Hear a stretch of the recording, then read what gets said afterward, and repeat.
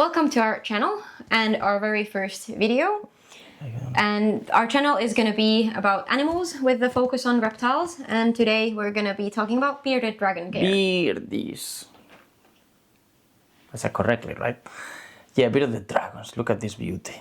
They are perfect. Excellent size. They are hard. They are personable. They are awesome. And they are one of the best reptiles that a human being can keep. Yeah, one of the most common as well. He's just a bit stressed now because he's not accustomed to the camera. Yeah, this is first video for him too. Normally he's very chill, like this. Like this. Look at that. Look at this creature.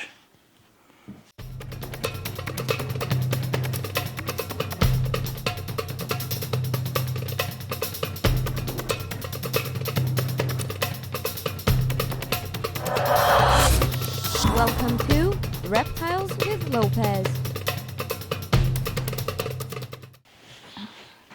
Okay, so let's talk about enclosures. Yeah, the minimum recommendation historically is 120, 60, 60. This is in centimeters, but in America I think it's 4 feet, 2 feet, 2 feet. But we don't recommend such small horizontal length. We recommend going higher, like 160, 180. Mainly for the horizontal temperature gradient, so the animal can choose.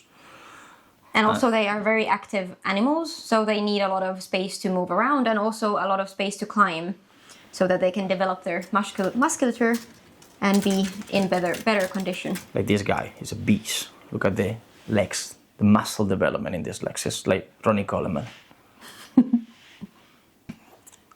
Okay, so for the substrate we recommend 50% clay sand, 50% topsoil.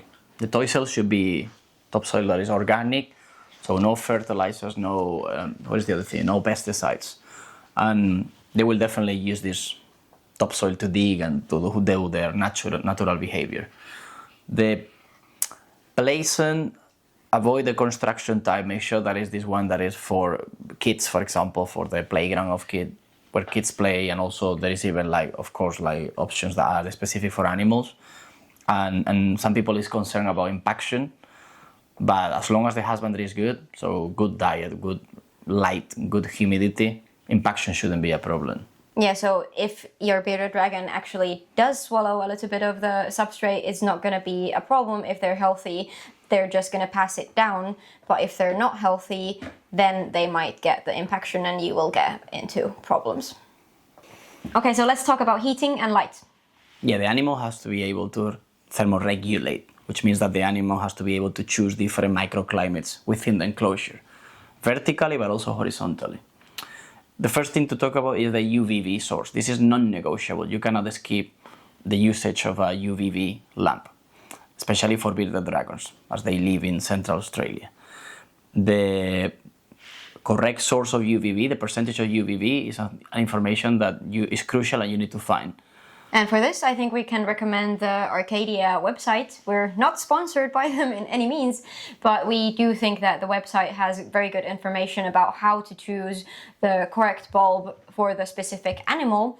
They have lists of species and you can choose, and you get the information what bulb, what wattage, and what distance from the bulb to the basking spot should be.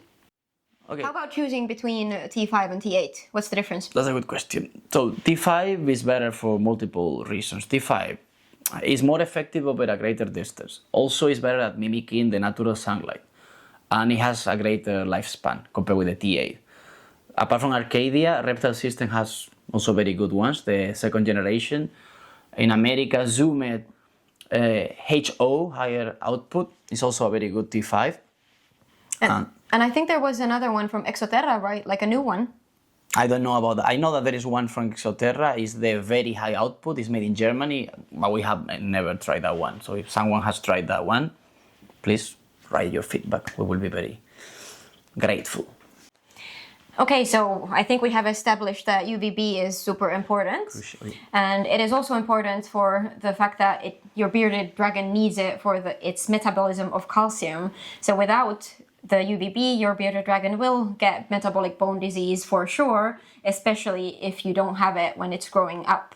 And metabolic bone disease can also end up in a dead dragon.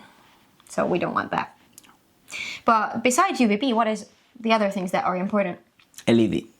Even if you don't have natural plants, of course if you have plants it's mandatory to have LED, adequate LED, but LED in any case will replicate the natural daylight on a sunny day, and also because beardies are sun worshippers like me, the LED will have an impact on the activity of the dragon and the metabolism of your dragon.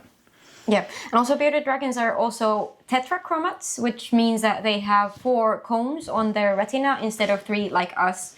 So on a full spectrum light of the sun, they actually see more colors than we do, which is probably why when you first take your bearded dragon outside, they go mental as they don't recognize you.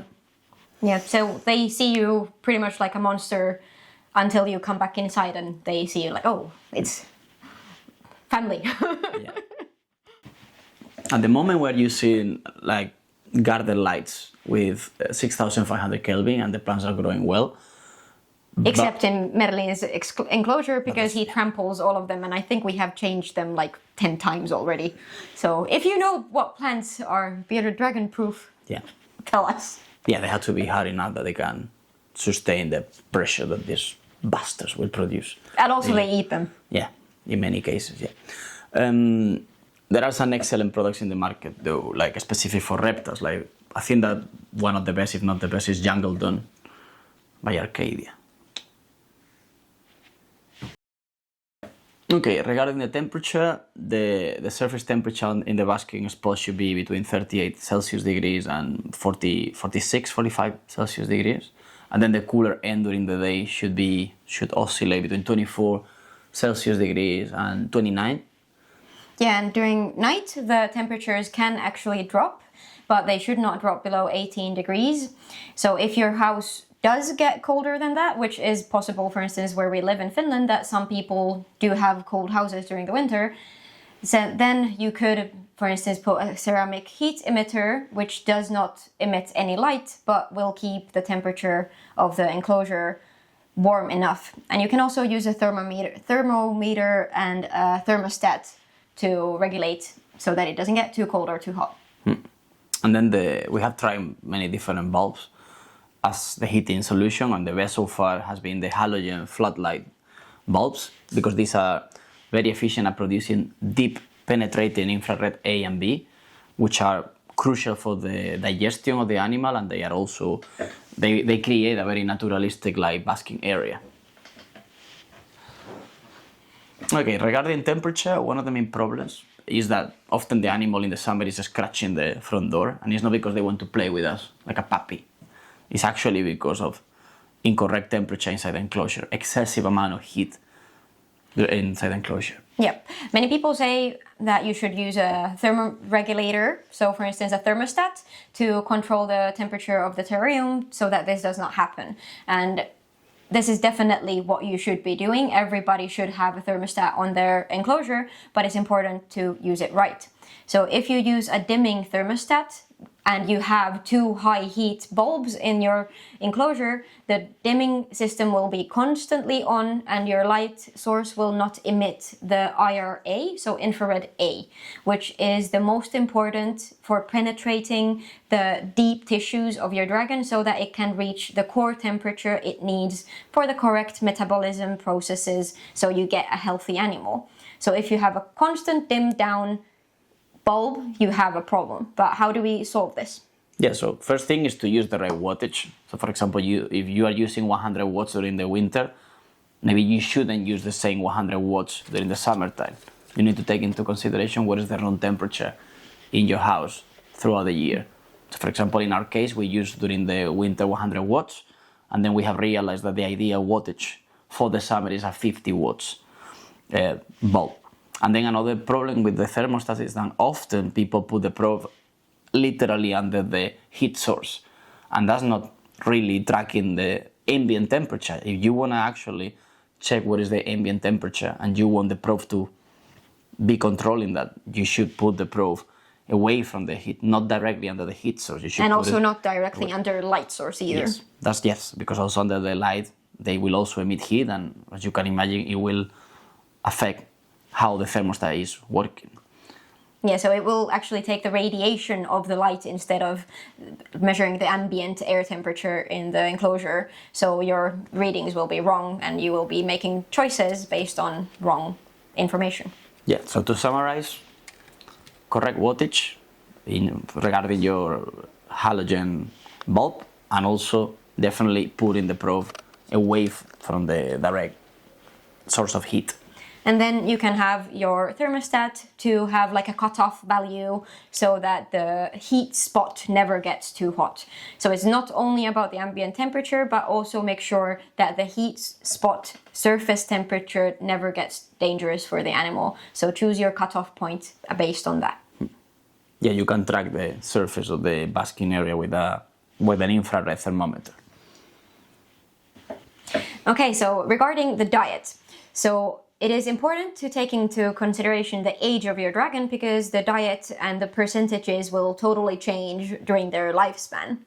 There is this myth still going around that you should feed live insects to your beardie as much as it can eat in 15 minutes, but this is so untrue and it will lead just to health problems.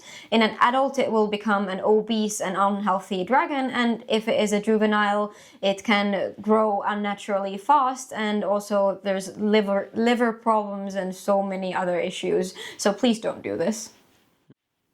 Like Linda said, the diet will change during the age of the animal. So when they are juveniles, up to 18 months, 80% will be insects, 20% will be greens, and then after 1 year, after 18 months, so when they are adults, you swap these percentages, 20% insects, 80% greens. And regarding the insects, don't abuse of the usage of mealworms and superworms because they are very fatty and also because they don't have a good ratio calcium to phosphorus. So the staple insects should be actually dubia roaches and crickets. And it's very important to gut load these insects. But what does it actually mean to gut load? I'm not sure everybody knows. So pretty much is that the last meal that you will give to these insects that will be used for your animal are being given like high nutritious, like vegetables that contain good amount of calcium, vitamins and minerals. Okay, so regarding more in detail the staple foods for the veggies, here you can see the most common ones, which include collard greens, mustard greens, turnip greens, dandelion, and for instance endive. And here are the more occasional greens, which could be kale and Swiss chard, and bell pepper and carrot should be given very rarely as these contain more sugar. The problem with the high sugar content foods arises from the fact that bearded dragons have acrodontal teeth. This means that their teeth are straight connected to their jawbone and they are way more likely to get dental disease. And due to the fact that it is straight connected to the jawbone, it is also more likely that this dental disease leads to more serious health concerns.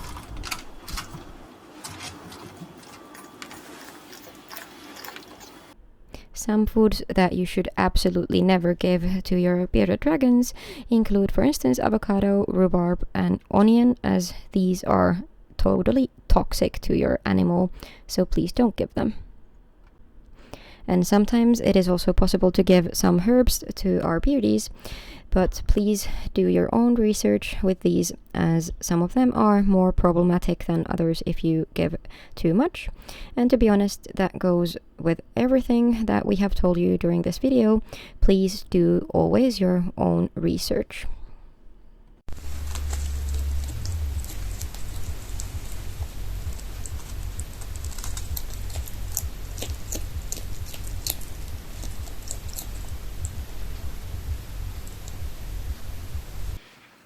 Thanks for watching. See you in the next video.